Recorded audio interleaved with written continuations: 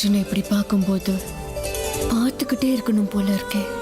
அவர் மேல இருந்து பார்வையை விளக்கறதுக்கு என்னால முடியவே மாட்டேங்குது.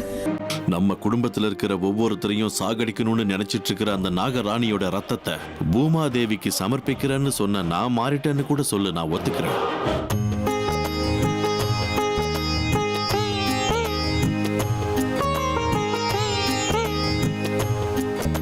என்னப்பா எல்லா வேலையும் ஒழுங்கா நடந்துட்டு இருக்குல்ல? ஆமாங்கம்மா, எல்லாம் நீங்க சொன்ன மாதிரி தான் நடக்குது. வாழைமரம் சரியா இருக்கான்னு பாத்துக்கோங்கம்மா.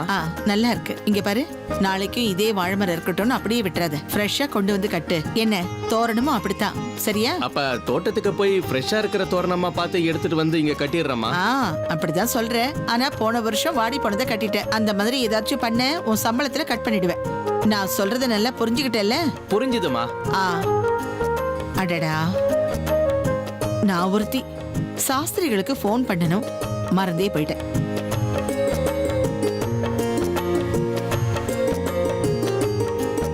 ஹலோ, வணக்கம் சாஸ்திரிகளே. நான் தான் திரிவேணி பேசுறேன். அது பூஜைக்கு தேவையான சாமான லிஸ்ட் போட்டு அனுப்புறேன்னு சொல்லியிருந்தீங்க. இன்னும் அனுப்பலையே? கொஞ்சம் சீக்கிரம் அனுப்புனா நல்லா இருக்கும். நாங்களும் போய் எல்லாத்தையும் வாங்கிட்டு வரணும் இல்லையா? சரி சரி, அனுப்புங்க. அப்புறம் சாஸ்திரிகளே, ராவுகால ஆரம்பிக்கிறதுக்கு முன்னாடியே புருஷன் பொண்டாட்டி 2 பேரும் மனையில உட்காரணும்.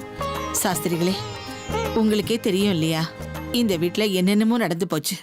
அதுக்குதான் நாம செய்ய போற இந்த பூஜையால இந்த வீட்டுக்கு, இந்த வீட்டுல உள்ளவங்களுக்கு எல்லாருக்கும் நல்லது நடக்கணும். நீங்களே நேர்ல வந்து இந்த பூஜையை நடத்தி கொடுக்கணும். அப்பதான் நான் ரொம்ப சந்தோஷப்படுவேன். பாட்டி, பாட்டி. சரி சரி, அப்படியே செய்யலாம். சீக்கிரம் லிஸ்ட் அனுப்பிடுங்க, நான் வச்சிடுறேன். பாட்டி, இங்க இருக்கீங்களா? நான் உங்களை வீடு பூரா தேடிக்கிட்டு இருந்தேன். எதுக்கு? என்கிட்ட என்ன வேலையாகணும் உனக்கு? பாட்டி, வீட்டுல இவ்வளவு அலங்காரத்தை பார்த்த உடனே நான் எக்ஸைட் ஆயிட்டேன் பாட்டி. ஆமா, இதெல்லாம் இவ்வளவு டீட்டெயிலா பண்ணுவோமா? நான் ஏதோ ஒரு பேச்சுக்கு சொன்னீங்கன்னு நினைச்சிட்டு இருந்தேன். இது வெறும் ஆரம்பம் தான்டா. போக போக உனக்கு எல்லாம் நல்லா புரியும். பந்தக்கால் பூஜை அந்த அளவுக்கு பிரமாதமா இருக்கும். பாத்துக்கிட்டே இரு, நீ ஏன் ரொம்ப சந்தோஷப்படுவ. பாட்டி, இத இன்னும் கொஞ்சம் டீடைலா எக்ஸ்பிளைன் பண்றீங்களா?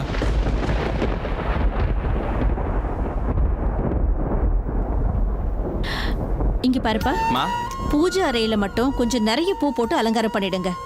தோரணத்துல அழகா கட்டிடுங்க. அப்புறம் மார்க்கெட்ல இருந்து மல்லிகை பூ வாங்கிட்டு வந்திருக்கேன், அதையும் அழகா கட்டிடுங்க. அம்மா, நாங்க எப்படி பண்ண போறோம்னு மட்டும் பாருங்க. வீடே மணக்கிற அளவுக்கு பிரமாதமா பண்ணிடுறோம். அப்பா, பாபாவை வர சொல்லியிருந்தீங்களா? நான் சொல்லிட்டேன். அப்புறம் என்கிட்ட ஏதோ பேசணும்னு சொன்னீங்களேப்பா, என்னப்பா?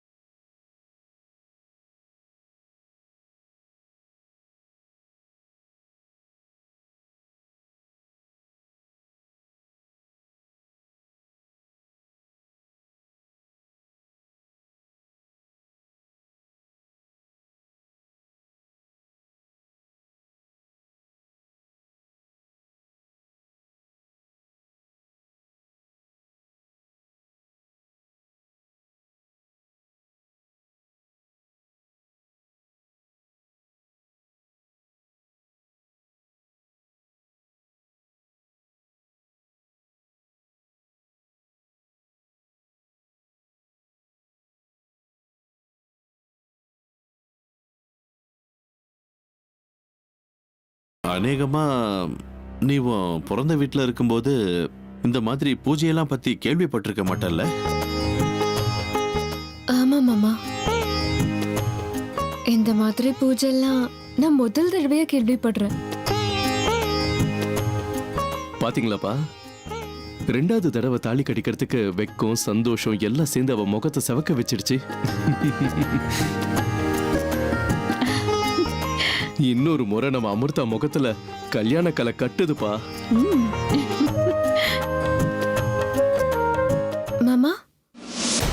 இன்னைக்கு சாயந்தரம் பாபா வீட்டுக்கு வரதா ஏதோ பேசிக்கிட்டு இருந்தீங்க. பாபா எதுக்கு நம்ம வீட்டுக்கு வர்றாரு? ஏன் அமிர்தா, அவர் வரக்கூடாதா? சச்சே, அப்படியெல்லாம் ஒன்றும் இல்லை. இப்பதானே அந்த நாகராணி ருத்ரா மாமாவை சாகடிச்சா. இந்த வீட்டுக்கு பாபா வரப்போறாருன்னு சொன்னீங்கல்ல, அதனால்தான் வீட்டில் வேற ஏதாவது ஆபத்து வரப்போதோன்னு ஒரு பயத்தில் கேட்குறேன், அவ்வளோதான். ஓஹோ, அப்படியா? இல்லம்மா அமிர்தா, அதை பத்திலாம் நீ எதுவும் கவலைப்படாத. இந்த தடவை இந்த வீட்டுக்கு அந்த நாகராணி மட்டும் இல்ல, மொத்த நாகலோகமும் சேர்ந்து வந்தாலும் ஒன்றும் பண்ண முடியாது. அந்த நாகராணிக்கு தன்னோட இடம் என்னன்னு காட்டுறதுக்கான எல்லா ஏற்பாட்டையும் நான் பண்ணிட்டேன். சரி, நீங்க எதுவும் கவலைப்படாதீங்க. இல்லை, இவங்க ஏதோ திட்டம் போடுறாங்கன்னு எனக்கு தோணுது. மனசுல எதையோ வச்சுக்கிட்டு தான் அந்த கேடுகட்ட பைரவனை வீட்டுக்கு கூப்பிடுறாங்க. இவங்க எல்லாரோடைய எண்ணமும் என்னங்கிறத நான் கண்டுபிடிச்சே தீரணும். கண்டுபிடிக்கிறேன். பாட்டி, நீங்க சொல்றதெல்லாம் கேட்கும்போது, இங்க நடக்கிற ப்ரிப்பரேஷன்ஸ் எல்லாத்தையும் பார்க்கும்போது பந்தக்கால் பூஜைக்கு பெரிய மகிமை இருக்கிற மாதிரி தெரியுது. கல்யாணத்துல நடக்கிற எல்லா சாஸ்திரங்களுமே நடக்குமா பாட்டி? ஆமா அர்ஜுன், கல்யாணத்துல நடந்த சம்பிரதாயம் எல்லாம் மறுபடியும் விவரமா செய்வாங்க. அதத்தான் பந்தக்கால் பூஜைன்னு சொல்லுவாங்க. மொத்தத்துல உனக்கு மறுபடியும் கல்யாணம் பண்றோம். பாட்டி, இந்த பூஜைய நம்ம வீட்ல மட்டும்தான் பண்றோமா, இல்ல பொதுவா எல்லார் வீட்லயும் செய்வாங்களா? இல்ல அர்ஜுன், இந்த பூஜைய எல்லார் வீட்லயும் செய்ய மாட்டாங்க. ஆனா இந்த பூஜை நம்ம வம்சத்துல வந்தது. உங்க அம்மா அப்பா புதுசா கல்யாணம் பண்ணப்போ ஏதோ அவங்களுக்குள்ள சின்ன கருத்து வேறுபாடு வந்துடுச்சாம். அப்ப வீட்ல இருந்த பெரியவங்க இந்த பூஜையை பண்ணாங்களாம். இந்த பந்தக்கால் பூஜை இருக்கே, ரொம்பவே விசேஷமானது. தம்பதிகளுக்கு நடுவுல என்ன கருத்து வேறுபாடு இருந்தாலும் இந்த பூஜையை பண்ணா போதும், எல்லாம் சரியா போயிடுமா. அப்படியா பாட்டி? பாட்டி, இந்த கல்யாண சாஸ்திரங்கள் எல்லாமே முடிஞ்சதுக்கு அப்புறம் அப்புறம் என்ன? அதுக்கப்புறமா அதுக்கப்புறம் என்ன? அதான், அதுக்கப்புறமா அதுதான் சாந்தி முகூர்த்தம். அந்த சம்பிரதாயமும் இருக்கு. திருடன் திருடன் திருடன், வெக்கத்தை பாரு வெக்கத்தை. அர்ஜுன், உனக்கு இன்னொரு விஷயம் தெரியுமா? உன் அப்பாவும் அம்மாவும் இந்த பூஜையை பண்ணி ரொம்ப வருஷம் ஆயிடுச்சுடா. அவங்களுக்கு அப்புறம் இந்த வீட்ல யாரும் பந்தக்கால் பூஜை பண்ணல. திரும்பவும் இந்த வீட்ல பந்தக்கால் பூஜை நடக்க போகுது. அதுவே எனக்கு ரொம்ப சந்தோஷம். பாட்டி, நீங்க சொல்றதையெல்லாம் கேட்கும்போது மனசுக்குள்ள ஒரு விதமான சந்தோஷம் வருது.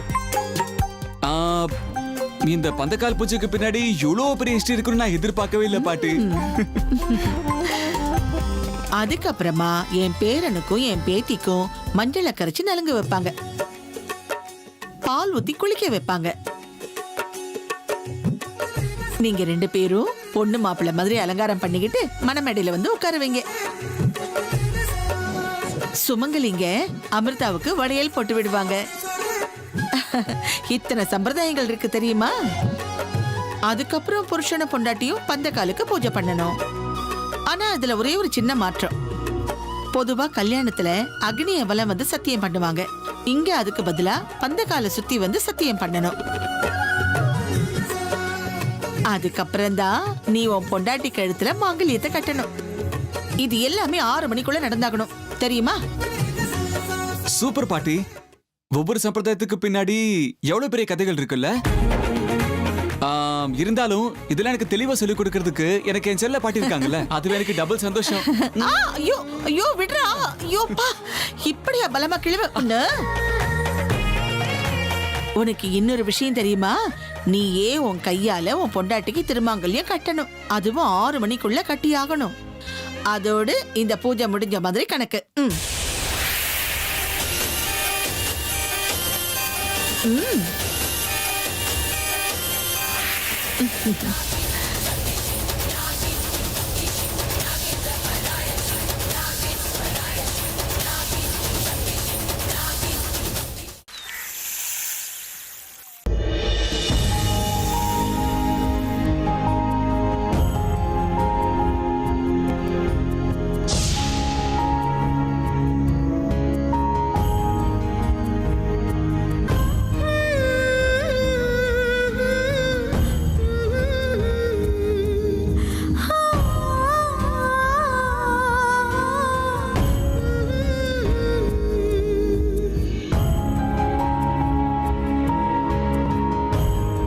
என் பேரனுக்கும் என் பேத்திக்கும் மஞ்சளை கரைச்சி நலுங்கு வைப்பாங்க, பால் ஊத்தி குளிக்க வைப்பாங்க. நீங்க 2 பேரும் பொண்ணு மாப்பிள்ளை மாதிரி அலங்காரம் பண்ணிக்கிட்டு மணமேடையில வந்து உட்காருவீங்க.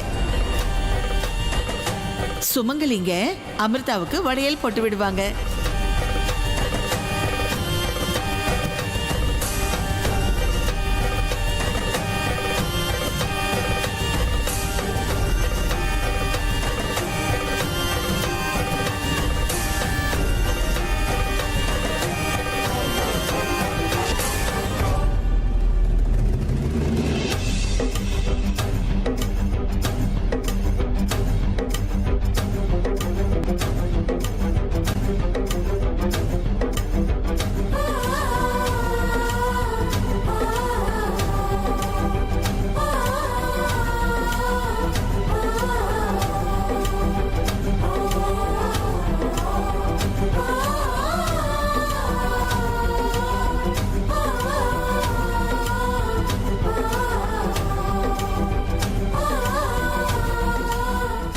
எங்க அமிர்தா, நீங்க இங்க இருக்கீங்களா?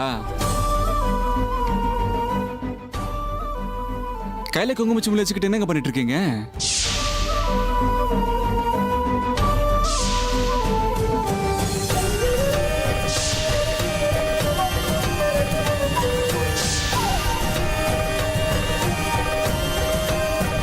அது புரிஞ்சு போச்சு. பூஜை ஆரம்பிக்க போகுது. பாட்டி வர சாஸ்திரம் சம்பிரதாயம்னு ஓவரா சொல்லிட்டாங்க. உங்களுக்கு உங்க புருஷன் கையால குங்குமம் வச்சுக்கணும்னு ஆசை. ஆனா வாயை திறந்து எதுவுமே சொல்ல மாட்டீங்க. நானே எல்லாத்தையும் புரிஞ்சுக்கிட்டு எல்லாத்தையும் செய்யணும். சரி,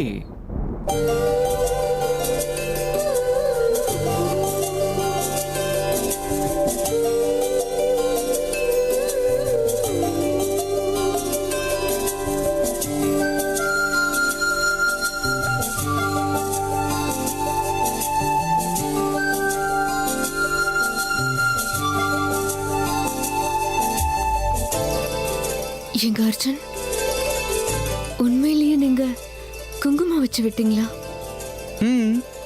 இதுல என்ன ஆச்சரியம் இருக்கு? எங்க உங்க கழுத்துல தாலியை கட்டிட்டாங்க. இதுக்கு மேல குங்குமம் வச்சு விடுறதுல ஒரு ஆச்சரியமா?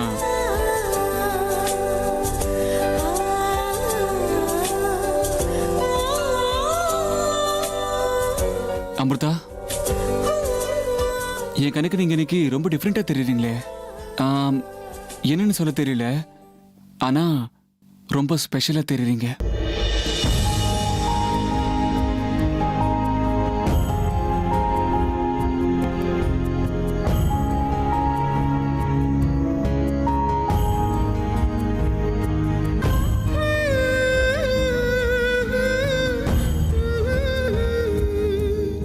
ஏங்க அமிர்தா, உங்க தாலி எங்கங்க? கழுத்துல காணும்.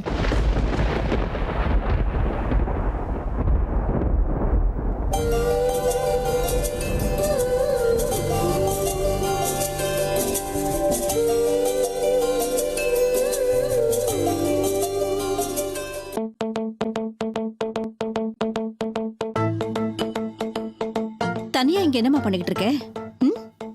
அது நான் என்னாச்சுமா? உடம்பு சரியில்லையா? முகமெல்லாம் இப்படி வாடி போயிருக்கு. இங்க தனியா உட்கார்ந்து என்ன பண்ணிக்கிட்டு இருக்க? ஒன்றும் இல்லை அத்தை, நான் வந்து ஓஹோ, எனக்கு நல்லா புரிஞ்சு போச்சு. நாளைக்கு நடக்க போற சாஸ்திரத்துக்கு தேவையானதை ரெடி பண்ணிக்கிட்டு இருக்கேல்ல, அதுக்கு ஏமா முகத்துல இந்த அளவுக்கு பயம் தெரியுது? பயம் எல்லாம் ஒன்றும் இல்லை. நாளைக்கு நிறைய சடங்குகள் இருக்குன்னு சொன்னாங்க, அதை பத்தி தான் யோசனை பண்ணிட்டு இருக்கேன். ஐயோ கடவுளே, பூஜைனா நம்ம முகத்துல ஒரு சந்தோஷம் கொண்டாட்டம் இருக்கணும். அதை விட்டுட்டு இப்படி பயம் கலவரம்லாம் இருக்கக்கூடாது. எனக்கும் இதெல்லாம் புரியும் அமிர்தா. சாதாரணமாவே எல்லா பொண்ணுங்களுக்கும் முதல் முறை இந்த மாதிரி பூஜை கீஜை இதெல்லாம் நடக்கும்போது சின்ன கவலையோ குழப்பமோ பயமோ இதெல்லாம் இருக்கத்தான் செய்யும். ஆனா உனக்கு என்னாச்சு? உனக்கு தான் இந்த வீடு புதுசு கிடையாதுல்ல, எல்லாம் நம்ம வீட்டு ஆளுங்க தான் இருக்காங்க. அதுவும் இல்லாம புருஷனும் பொண்டாட்டியும் பூஜையில உட்கார போறீங்க. இதுல பயப்படுறதுக்கு ஒண்ணும் இல்லையே. அதுக்கு போய் ஏன் இந்த அளவுக்கு யோசிச்சுட்டு இருக்கே நீ? ம்? எங்க ஒரு தடவை சிரி பார்க்கலாம். நீ சிரிக்கும் போது எவ்வளவு அழகா இருக்கே தெரியுமா? இந்த அழகான பொண்டாட்டிய இன்னொரு தடவை கல்யாணம் பண்ணிக்கிற அதிர்ஷ்டம் என் புள்ள அர்ஜுனுக்கு வந்திருக்கு. சாக்ஷாத் மகாலட்சுமி மாதிரியே இருக்கேம்மா. என்னோட கண்ணை பட்டுடும் போல இருக்கே. இரு, திருஷ்டி கழிக்கிறேன். பாத்துக்கிட்டே இரு. நாளைக்கு நலங்கெல்லாம் வச்சதுக்கு அப்புறம் உன் முகம் இன்னும் பளபளப்பா இருக்க போகுது. பாத்துக்கிட்டே இரு. எதை பத்தி யோசிக்காத, ரிலாக்ஸா இரு.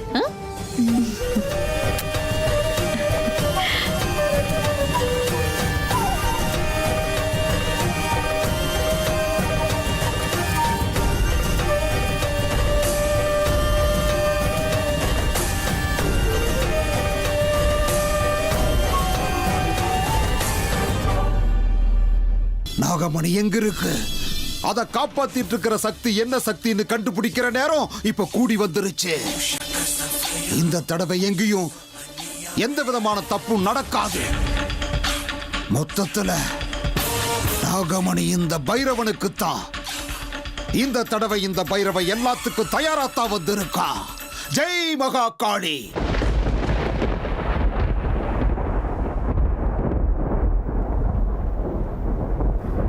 ஜெய் மகா காளி.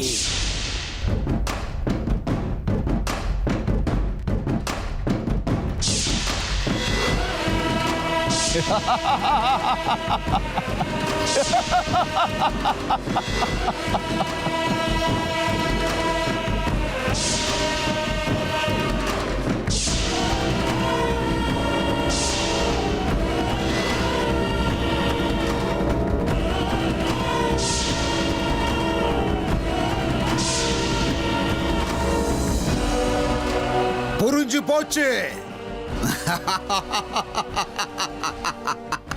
நாகமணியோட ரகசியம் இப்ப வெளியே வந்தாச்சு. சித்திகளை சம்பாதிச்சிருக்கிற இந்த பைரவனோட கண்கள் நாகமணி இருக்கிற இடத்தை இப்ப கண்டுபிடிச்சிருச்சு. இனிமே வெற்றிங்கிறது என் பாதத்துக்கு அடியில வந்து விழற வரைக்கும், நாகமணி என் கையில கிடைக்கிற வரைக்கும் என்னோட பாதங்கள் போய்கிட்டே இருக்கும்.